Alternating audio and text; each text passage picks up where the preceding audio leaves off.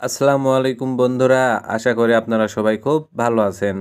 আজ আমরা জানব টেলফিন 250 mg ট্যাবলেট সম্পর্কে, যার মূল উপাদানের মধ্যে রয়েছে টারবিনাফিন।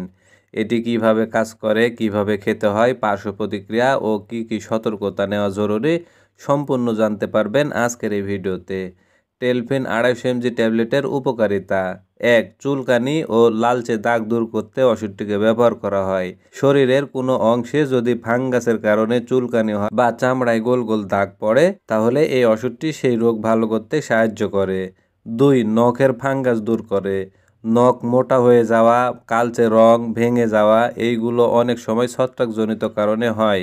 টেলফিন ধীরে ধীরে সেই সংক্রমণ সারিয়ে তুলতে সাহায্য করে। 3. পায়ের তলার ফাটাফাটি বা দুর্গন্ধ দূর করে। অনেকের পা ঘেমে যায়, ফেটে যায়, পরে ফাঙ্গাস হয়। এটি ভালো করতেও এই ওষুধটি খুবই কার্যকরী ভূমিকা পালন করে। 4. গ্রোইন বা শরীরের ভাঁজের ইনফেকশন কমাতে ওষুধটিকে ব্যবহার করা হয়। কোমরের পাশ বা বগলের নিচে ছত্রাক হয়ে থাকলে সেটা থেকে মুক্তি দিতে এই ওষুধটি খুবই কার্যকরীভাবে কাজ করে।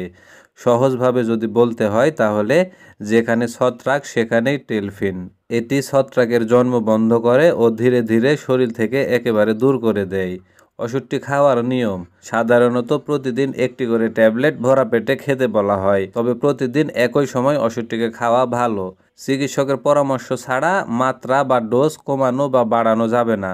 ওষুধটির কিছু পার্শ্ব প্রতিক্রিয়া আছে, যেমন মাথা ঘোরা বা ক্লান্তি ভাব, পেটের গ্যাস, ডায়রিয়া বা পেট ব্যথা, অরুচি বা স্বাদ চলে যাওয়া ইত্যাদি। সতর্কতা: যাদের লিভার বা কিডনির সমস্যা আছে তারা অবশ্যই ডাক্তারের পরামর্শ নিয়ে ওষুধটিকে সেবন করবেন। গর্ভবতী বা স্তন্যদানকারী মায়েরা এই ওষুধটিকে ব্যবহার করার আগে অবশ্যই চিকিৎসকের পরামর্শ নেওয়া জরুরি। সম্পূর্ণ কোর্স শেষ না করলে সংক্রমণ আবার ফিরে আসতে পারে। তো বন্ধুরা, টেলফিন 250 mg একটি কার্যকর ছত্রাকনাশক ওষুধ, তবে এটি যেন সঠিক নিয়মে ও চিকিৎসকের পরামর্শ অনুযায়ী খাওয়া হয়। আপনি কি কখনো এই ওষুধটি ব্যবহার করেছেন? আপনার অভিজ্ঞতা কমেন্টে জানাতে ভুলবেন না। তো বন্ধুরা, ভিডিওটি ভালো লেগে থাকলে লাইক দিন, শেয়ার করুন আর সাবস্ক্রাইব করে রাখুন আরও এই ধরনের নতুন নতুন ওষুধের রিভিউ ও স্বাস্থ্য টিপস পেতে।